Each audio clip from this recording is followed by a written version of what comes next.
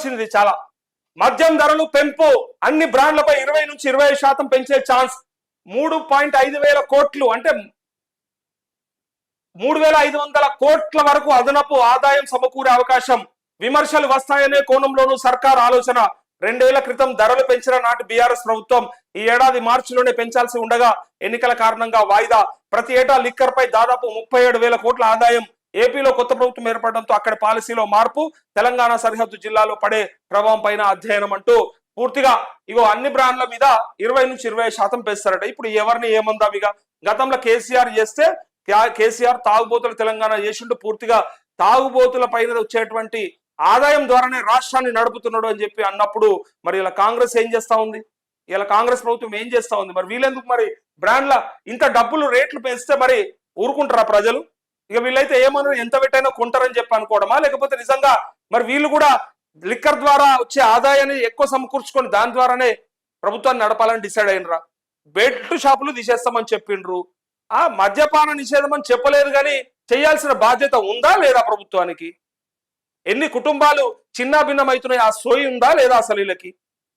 అప్పుడు కేసీఆర్ చేసే పని ఇవాళ రేవంత్ రెడ్డి చేస్తే ఏం అక్కడికి వచ్చాయి ఈ ప్రభుత్వాలు? ఇక్కడ చూడారు. ఇక రాష్ట్రంలో మద్యం ధరలు పెంచేందుకు సర్కార్ ఆలోచిస్తున్నట్టు ప్రభుత్వ వర్గాల్లో చర్చ జరుగుతోంది. వెంటనే పెంచడమా లేక కొన్ని రోజుల తర్వాత నిర్ణయం తీసుకోవడమా? పెంచురి మీద ఏం పోయింది? జల్లి పెంచేసేరి, ఎక్కువ ఆదాయం వస్తుంది, పెంచుకోరి, ఎవడద్దన్నాడు? ఇప్పటికిప్పుడు ధరలు పెంచితే కలిగే లాభ నష్టాలపై బేరీజు చేస్తున్నట్టు సమాచారం. రాష్ట్రంలో ప్రతి 2 ఏళ్లకు ఒకసారి మద్యం ధరలు పెంచడం సాధారణం. 2 సంవత్సరాల క్రితం నాటి బీఆర్ఎస్ ప్రభుత్వం లిక్కర్ రేట్లను పెంచింది. అధికారంలోకి వచ్చిన వెంటనే ధరలు పెంచితే విమర్శలు వస్తాయనే కోణంలోనూ రాష్ట్ర ప్రభుత్వం ఆలోచిస్తున్నట్టు సమాచారం. అన్ని బ్రాండ్ల పైన 20 నుంచి 25% పెంచుతారట. చూసుకోరు. ఇక ఒక 100 రూపాయలు ఉన్నటువంటి క్వార్టర్ ఏదైనా ఉంటే అది 120 రూపాయలు అయిపోతుంది. 1000 రూపాయలు ఉన్నటువంటి ఏదైనా ఒక ఫుల్ బాటిల్ ఉంటే అది 200 రూపాయలు యాడ్ అయిపోయి పూర్తిగా 250 రూపాయలు కూడా యాడ్ అవ్వచ్చు. 20 to 25% అట 1250 రూపాయలు అయ్యే అవకాశం ఉంటుంది. మరి ఇది ఓకేనా? మరి మందు బాబులకు ఇది మింగుడు పడుతుంది. ఆ 2 ఏళ్ళకి ఒకసారి పెంచాలని చెప్పి అంటున్నారు కదా, 2 ఏళ్ళకి ఒకసారి పెంచితే ఇంత పెంచుడు కరెక్టేనా? ఇంత ఆదాయం మరి మనం సంపాదించే సంపాదనలో పూర్తిగా దీనికోసమే పోయే పరిస్థితి ఉంటే ఎట్లా? మనం అసలు దొంగలు యాడ్నో లేరు, ఇళ్ళనే ఉన్నారు, ప్రభుత్వంలోనే ఉన్నారు అన్నట్టు అయిపోయాయిగా. మన దగ్గరనే దోపిడీ జరుగుతూ ఉన్నది. అన్నిట్లేమో ధరలు తగ్గాలని కొట్లాడతారు, అన్నిట్లోనేమో ధరలు దించాలని కొట్లాడతారు. వీళ్ళనేమో ధరలు పెంచాలని వాళ్ళు ప్రయత్నం చేస్తే మనోళ్ళు సపోర్ట్ చేయరు. మనోళ్ళు అంటే తాగుబోతులు అన్నలు, తాగుబోతులు అనొద్దు, ట్యాక్స్ పేయర్స్ అనాలి. మళ్ళీ వీళ్ళని తాగుబోతులు అంటే బాధ అయిపోతుంది. తప్పు మాట్లాడిన అన్నా అంటారు. ట్యాక్స్ పేయర్స్, ఇలా వాళ్ళు కట్టే ట్యాక్స్ తోనే ప్రభుత్వం నడుస్తా ఉంది. వాళ్ళు ఇచ్చే డబ్బులతోనే ఇలా మనకు రోడ్లు పడతా ఉన్నాయి, కరెంట్ వస్తా ఉంది, నీళ్ళు వస్తా ఉన్నాయి. మళ్ళా వాళ్ళకి ఎక్కడ గౌరవం దక్కదు. ఇదో పెద్ద బాధ. కనీసం ఇంట్లో కూడా గౌరవించరు, సమాజంలో ఎట్లాగూ గౌరవించరు, సమాజంలో ఎట్లాగో గుర్తింపు ఇయ్యరు. చివరికి ఇంట్లో కూడా ఈ తాగుబోతు మరి రాష్ట్రాన్ని నడుపుతున్నాడని ఒక్కరు కూడా అనిపించదే. ఇళ్లలో కూడా బాధలు పెడతారు వాళ్ళను. కనీసం ఇళ్లలోనన్నా ప్రశాంతంగా తాగనీరు. వాళ్ళు లేకపోతే ఆ ట్యాక్స్ కట్టకపోతే ఆయన ఇయ్యాల ఒక్కొక్క బాటిల్ మీద 1250 రూపాయలు పే చేయకపోతే రాష్ట్రం ఎట్లా నడవాలి? మరి మీకు ఫ్రీ బస్ ఎట్లా రావాలి? మహిళా మనులను అడుగుతా ఉన్నా, నేను డైరెక్ట్ మహిళలను అడుగుతా ఉన్నా. సో మీకు ఫ్రీ బస్ రావాలంటే, మీకు ఇంకా లోన్లు రావాలంటే, స్వయం సహాయక గ్రూపులలో లోన్లు ఎక్కువ రావాలంటే, ఇంకా మీకు రావాల్సిన కళ్యాణ లక్ష్మి కావచ్చు, కేసీఆర్ కిట్ అని పేరు ఉంటుండే కానీ ఇప్పుడే కిట్ వస్తుందో కానీ ఇట్లాంటివన్నీ రావాలంటే, పింఛన్లు రావాలంటే మరి ఎట్లా? ముసలోడిని తాగనీయకపోతే అవ్వా ఇలా మరి ముసలోడు కట్టే ట్యాక్స్ తోనే నీకు పెన్షన్ వస్తుంది. అది గుర్తుందా నీకు? అసలు ఆయన రాకపోతే నీకు పింఛనే రాదు. సో అనవసరంగా వాళ్ళని ఆడిపోసుకోకూరి, వాళ్ళే ట్యాక్స్ పేయర్స్, వాళ్ళని తాగుబోతులను అనవసరంగా మనం నోరు బారేసుకోవద్దు. వాళ్ళ వల్లనే రాష్ట్రాలు నడుస్తా ఉన్నాయి. మన రాష్ట్రం అయితే ముఖ్యంగా వాళ్ళ వల్లనే నడుస్తా ఉంది. వాళ్ళు లేకపోతే అసలు ఏ అభివృద్ధి జరగకపోతుండే. ఇలా మనం కాళేశ్వరం కట్టుకోకపోతుంటే, అంబేద్కర్ విగ్రహం కాకపోతుండే, సెక్రటేరియట్ కాకపోతుండే, దళిత బంధు ఇవ్వకపోతుంటే, ఏది ఇవ్వకపోతుంటే, వాళ్ళు ఇచ్చే ఆదాయం ద్వారానే ఇవన్నీ జరుగుతూ ఉన్నాయి. ఇగో ఇక్కడ కూడా ఇప్పుడు కూడా ఇంకా పెంచి వాళ్ళ మీద భారం మోపుతా అని చెప్పి ప్రభుత్వాలు ప్రయత్నం చేస్తా ఉన్నాయి. 20 నుంచి 25% ప్రభుత్వాలు పెంచే యోచనలో ఉంటే ఆయన కష్టం చేసి కూలీ నాలి చేసి తీసుకొచ్చి లాస్ట్ కు ఈ ప్రభుత్వాన్ని నడపడానికి కంకణం కట్టుకున్నది ఎవరైనా ఉన్నారు అంటే ఇలా ట్యాక్స్ పేయర్ అయినటువంటి ఒక తాగుబోతు మాత్రమే చాలా కష్టపడతా ఉన్నాడు ఈ రాష్ట్రంలో. మిగిలిన వాళ్ళు కడుతుర్రో లేదో, ట్యాక్స్ ఎగ్గొడుతుర్రో, లేకపోతే ఇంకా రకరకాల చేస్తారు కదా, ఇక ఈడ దానం చేసినాం ఆడ దానం చేసినాం సెక్షన్ 80 కింద ఇది తీసుకున్నాం, ఈ రిబేట్ వచ్చింది, ఈ డిస్కౌంట్ వచ్చింది అని చెప్పి చెప్తారు కదా, దాని కింద మాకు ట్యాక్స్ పడకుండా ఉంటది అని చెప్పి అడుగుతారు కదా. సో వీళ్ళు డైరెక్ట్ ట్యాక్స్ పేయర్సే కదా, ప్రభుత్వానికి డైరెక్ట్ గా కడతా ఉన్నారు పన్నులు, ఎంత అంటే అంత, ఎంత పెంచినా కూడా కొనుక్కొని తాగుతా ఉన్నారు, తగ్గేదేలే అన్నట్టుగా మాట్లాడుతూ ఉంటారు వాళ్ళు. ఎట్లయినా సరే ఇక కట్టాల్సిందే అన్నట్టు, వాళ్ళు ఆదాయం పెరగకున్నా సరే కానీ దీనికి మాత్రం ఖర్చుకు వెనకాడరు. సో వాళ్ళకి గౌరవం ఇయ్యి, గుర్తింపు ఇయ్యి, కనీసం ఇళ్లలోనన్నా వాళ్ళని గౌరవించుర్రి. సో రాష్ట్రంలో ప్రస్తుతం లభ్యమవుతున్న అన్ని బ్రాండ్ల మద్యంపై 20 నుంచి 20% వరకు మద్యం ధరలు పెంచే అవకాశం ఉన్నట్టు సమాచారం. ఒకవేళ ధరలు పెంచితే ప్రతి ఏటా ప్రభుత్వానికి అదనంగా 3,000 కోట్ల నుంచి 3,500 కోట్ల వరకు అదనపు ఆదాయం సమకూరే ఛాన్స్ ఉందని సర్కార్ ప్రాథమికంగా ఓ నిర్ధారణకు వచ్చిందట. ప్రతి సంవత్సరం 3,500 కోట్లు అంటే ఏందా ముచ్చట, అదనంగా మళ్ళా వచ్చే ఆదాయం కాదు, వచ్చే ఆదాయం పైగా అదనంగానే ఇంత వస్తుందట. చూద్దాం పూర్తిగా ఎంత ఆదాయం వస్తుందో మీకు కూడా తెలవాలి కదా. వాళ్ళ కష్టాన్ని వాళ్ళ నెత్తురిని దారబోస్తా ఉన్నారు మద్యాన్ని కొనుక్కొని. చివరికి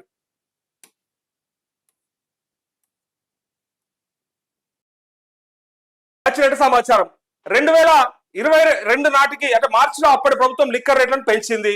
దాని ప్రకారం ఈ ఏడాది మార్చిలో ధరను సవరించాల్సింది ఉండగా పార్లమెంట్ ఎన్నికల కారణంగా వాయిదా పడ్డట్టు అధికారులు భావిస్తున్నారు. ఏ మేరకు ధరలను పెంచవచ్చనే కోణంలోనూ సర్కార్ ఆనందిస్తున్నట్టు ప్రభుత్వంలోని విశ్వసనీయ వర్గాల ద్వారా తెలిసింది. ఒకవేళ లిక్కర్ రేట్లను సవరిస్తే వచ్చే రాజకీయ విమర్శలు సమర్థవంతంగా తిప్పికొట్టాలని ప్రభుత్వం భావిస్తోంది. రాజకీయ విమర్శలు ఏంటి నాకు అర్థం కాలే. బరాబర్ అడుగుతారు, బరాబర్ అంటారు. కేసీఆర్ తాపిస్తేనేమో తాగుబోతుల తెలంగాణ, కేసీఆర్ తాగుడే కాదు మందికి తాగిపించి నాశనం పట్టిండు, కుటుంబాలను చిన్న భిన్నం చేసాడు అని చెప్పి అన్నారు కదా. వీళ్ళు కూడా అట్లే చేస్తారంటే కదా, అదే కదా చెప్పారు కదా గొప్పగా, బెల్ట్ షాపులను రద్దు చేస్తాం, బెల్ట్ షాపులే ఉన్నాయని చెప్పారు. పైగా వీటిని ఇప్పుడు ధరలు పెంచి ఇంకా కుటుంబాలను నాశనం చేయడానికే కదా. అవసరమైతే ఇంత తగ్గిస్తే సంతోషపడతారు కానీ ఆడ పెట్రోల్ రేట్లు, డీజిల్ రేట్లు, లేకపోతే కూరగాయల రేట్లు, పప్పు దినుసుల రేట్లు అన్ని తగ్గాలని కోరుకుంటే లిక్కర్ రేట్లు మాత్రం పెరగాలని కోరుకుంటారు. దీని మీద ఉద్యమించినోడే దిక్కుండాడు, అడిగేటోడు కూడా ఉంటాడు పాపం. ఎందుకంటే అలా యూనిటీ ఉండదు. యూనిటీ ఉంటే వీళ్ళందరూ కలిసి ఇంకో మాట అంటారు కదా, తాగుబోతులు అనేది ఒక పేరు కూడా పెడతారు కదా, అదొక బాధ అవుతుంది వాళ్ళకి. సో అందుకే కిక్కురు మనకుండా సపరేట్గా పోయి ఎంత పెడితే అంత కొనుక్కొని తాగే పరిస్థితి వాళ్ళది, ట్యాక్స్ పే చేసే పరిస్థితి. ఇక్కడ చూడండి, రాష్ట్ర ప్రభుత్వానికి వస్తున్న ఆదాయ వనరుల్లో ప్రధానంగా లిక్కర్ సైతం ఒకటి. మద్యం అమ్మకాల ద్వారా ప్రతి ఏటా 37,000 కోట్లు సర్కారుకు ఆదాయం. ప్రతి సంవత్సరం చూడురు మీరు, ఇగో ప్రతి సంవత్సరం 37,000 కోట్ల రూపాయలు ఇప్పుడు వస్తా ఉన్నాయి. 37,000 కోట్ల రూపాయలు ఓన్లీ మద్యం ద్వారా వస్తున్నటువంటి ఆదాయం 37,000 కోట్లు. ఒక్క సంవత్సరం ట్యాక్స్ కట్టే ఈ ట్యాక్స్ పేయర్ అమౌంట్ తోని రైతు రుణమాఫీ చేసి పడేయచ్చు. తెలుసా మీకు ఇది? 2 లక్షల రూపాయల రుణమాఫీ చేస్తా అని చెప్పిండా రేవంత్ రెడ్డి 15 ఆగస్టు లోపు. ఈ 2 లక్షల రుణమాఫీ ఒక్క తాగుబోతులంతా కలిసి కట్టే ట్యాక్స్ తోని సంవత్సరం ఆదాయంతోని మొత్తం రుణమాఫీ చేసి పడేసేయచ్చు. గత ప్రభుత్వం వల్ల కాని పని ఇది. అంటే గత ప్రభుత్వంలో రుణమాఫీ చేస్తా అని చేయలేరు కదా. సో వాళ్ళు ఇచ్చే ఆదాయంతోనే ఇవాళ ఇవన్నీ జరుగుతున్నాయి లేదా. వీళ్ళకి ఈ 2 లక్షల రూపాయలు రుణమాఫీ చేయడం కోసం ఈ 37,000 కోట్ల రూపాయలు కావాలని 760 ఎకరాల భూముల్ని కుదబెట్టడానికి తయారైంది మన కాంగ్రెస్ ప్రభుత్వం. 760 ఎకరాలని కుదబెట్టడానికి తయారైపోయింది. 22,000 కోట్లు సమకూర్చుకుందామని. అది కూడా మూలిగి ఈ ఒక్క పథకాన్ని ముందర పడేస్తలేరు అంటే ఈ ట్యాక్స్ పేయర్స్ ఎంతగానో ట్యాక్స్ కడుతుందో మీరు చూసుకోరు. ఇక అయితే దీనికి తోడు ఇప్పుడు పెరిగే ఈ 20 to 25% ఏదైతే ఉందో రేట్లు పెంచుతారట కదా, ఈ పెంచే ధరతో కలిపితే దానికి 40,000 కోట్ల రూపాయలు అవుతుంది. తిరుగులేదు. ఇక 40,000 కోట్ల రూపాయలు ఆదాయం సమకూర్చుకున్నట్టే. ఈ 40,000 కోట్ల రూపాయల ఆదాయం ఇస్తున్నటువంటి ట్యాక్స్ పేయర్ కు ఎందుకు గౌరవం ఇయ్యరు అని వాళ్ళ తరఫున మాట్లాడాలని కూడా అనిపిస్తుంది అప్పుడప్పుడు. వాళ్ళ వల్లనే కదా రైతు రుణమాఫీ జరగబోతా ఉంది. ఇక మరి వాళ్ళ మీద భారం మోపుతా ఉన్నారు కదా, వాళ్ళంటే లెక్కలేదు. మళ్ళీ వాళ్ళకు విలువలేని జీవితాలే. ఇక తాగుబోతులని ఒక పెద్ద బిరుదాలకి. ఇక సో నేనేమంటా, మరి గతంలో కూడా కేసీఆర్ అన్నారు కదా, ఇప్పుడు చేయకూడదు కదా, ధరలు పెంచొద్దు, ఉన్నదాన్ని తగ్గించే ప్రయత్నం చేయాలి. ఇక్కడ మద్య నిషేధాన్ని అమలు చేయాల్సినటువంటిది ప్రభుత్వాలు మద్యాన్ని ప్రోత్సహించడం ఏందో అర్థమైతలేదు.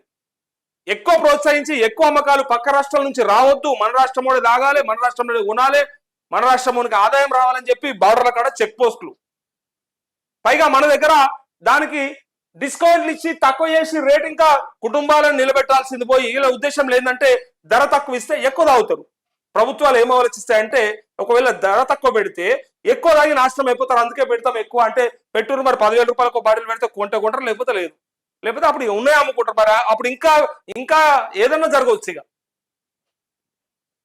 ఇట్లా ప్రభుత్వాల ఉద్దేశాలేమో ఇట్లుంటాయి. ఈ ట్యాక్స్ పేయర్ గురించి మాట్లాడాలంటే ఇంకొక బాధ ఏంటంటే ఇంత చేస్తే సమాజంలో గౌరవం లేదో చెప్పిందా, దానికి పైగా పోలీసు వాళ్ళు అయితే ఇక దేశద్రోహులను చూసినట్టు చూస్తారు. ఈ దేశద్రోహి ఆడ మొత్తం టెర్రరిస్ట్ ఏమో అన్నట్టుగా బిహేవ్ చేస్తారు. వాళ్ళతో ఒక టెర్రరిస్ట్ తోని వ్యవహరించినట్టుగా వ్యవహరిస్తారు. వాడు సత్యపోవాలిగా. డ్రంక్ అండ్ డ్రైవ్ లో దొరికిందంటే వాడు సత్యపోవాలి. అమ్మే సన్నాసులు మీరే, దుకాన్లు మీయే, మందు మీదే, ట్యాక్సులు కడతా ఉన్నాడు, పెంచితే ఎంత అంత పెంచితే తీసుకుంటా ఉన్నాడు. మీ ప్రభుత్వాన్ని నడపడానికి ఆయన ఒక కారకుడు. ఆయనను పట్టుకొని ఒక దేశద్రోహి లెక్క ఒక సన్నాసి పట్టుకుంటాడు, ట్రాఫిక్ ఓడో ఇంకోడో పట్టుకుంటాడు. వాడు సత్యపోవాలిగా. డ్రంక్ అండ్ డ్రైవ్ లో దొరికితే నిజంగా కూడా మర్డర్ చేసి దొరికినా కూడా పోతే జైలుకు దర్జాగా పోవచ్చు, ఇట్లా రొమ్మిర్చుకొని పోవచ్చు. అవసరమైతే అబ్బో అని చూస్తే రౌడీ షీటర్ రాబోయ్ అని భయపడతారు. కానీ డ్రంక్ అండ్ డ్రైవ్ లో దొరికితే సెలబ్రిటీల కాడికెళ్ళి ఎంత దారుణం అంటే అది దారుణాతి దారుణంగా ట్రీట్ చేస్తారు. వాళ్ళకి ఇచ్చే ఏమంటారు దాన్ని, కనీసం పోతే కౌన్సిలింగ్ ఇస్తారు కదా, ఆ కౌన్సిలింగ్ ఒకటోసారి రెండోసారి మూడోసారి ఉంటుంది. అది ఆ మూడోసారి రెండోసారి అయితే ఫ్యామిలీ మెంబర్ తీసుకొస్తే కౌన్సిలింగ్ ఇస్తారట. ఇంకా దారుణం ఇంతకంటే ఏమైనా ఉన్నదా? ఎక్కడైనా మరి గట్టిగా మాట్లాడుతుండా మేము ట్యాక్స్ కడితే మీ ప్రభుత్వాలు నడుస్తున్నాయి, మరి దమ్ముంటే ఆ దుకాణాలు బంద్ చేయమని చెప్పురు. కానీ దుకాణాలు చాలు చేస్తారు, దుకాణాలలో అమ్ముతారు.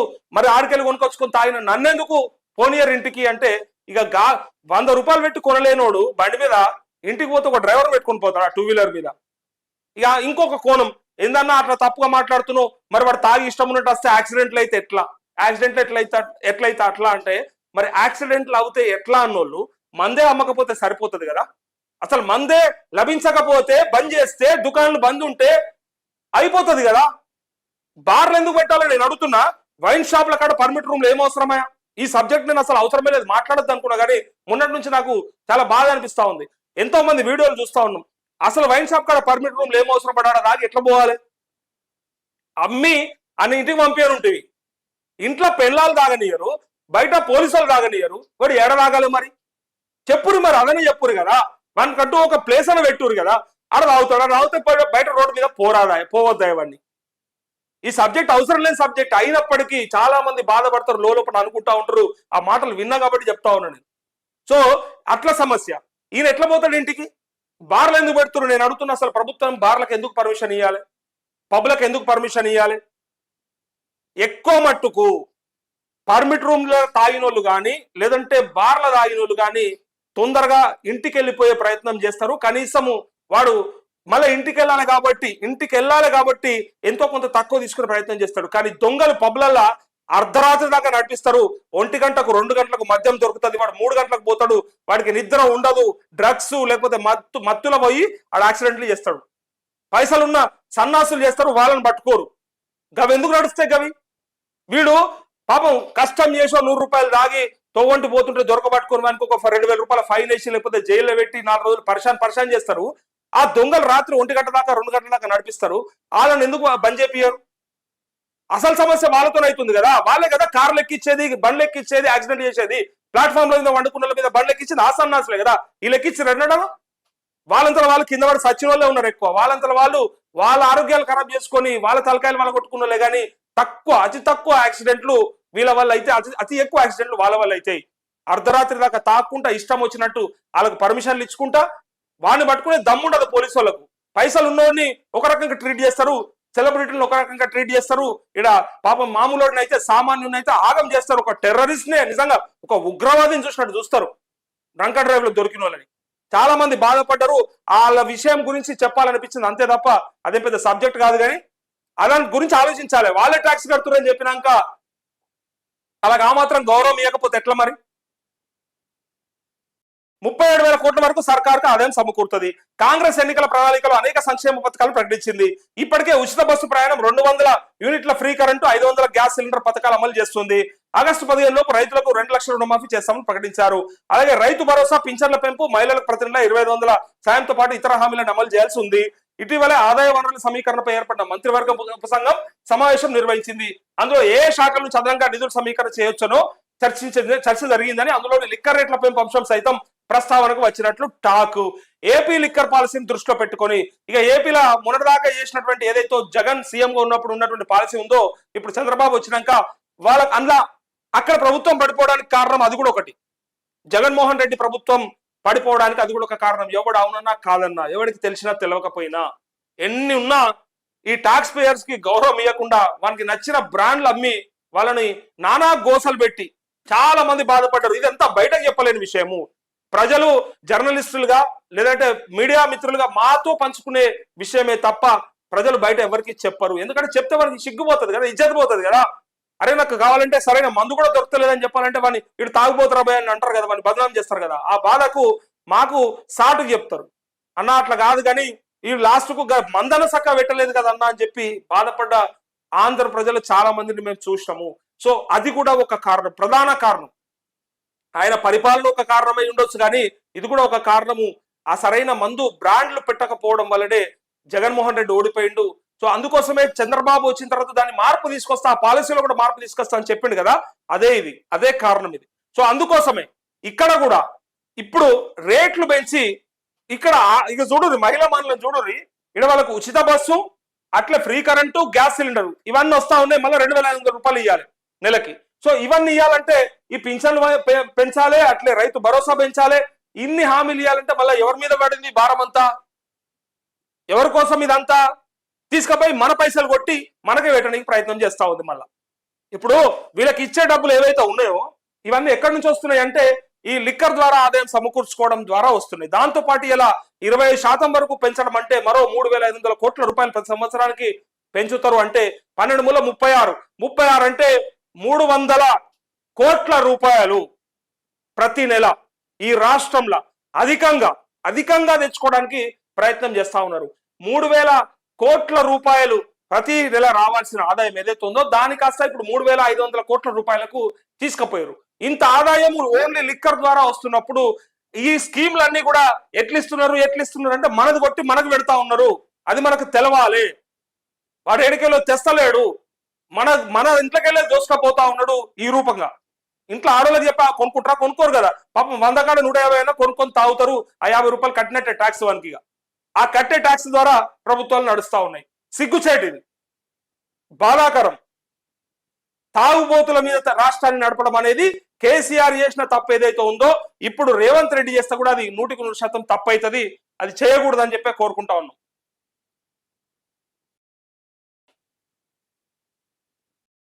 పెద్దగా వేసారు కాబట్టి, ఈ వార్త పెద్దగా వచ్చింది కాబట్టి అంతా చెప్పాల్సి వచ్చింది.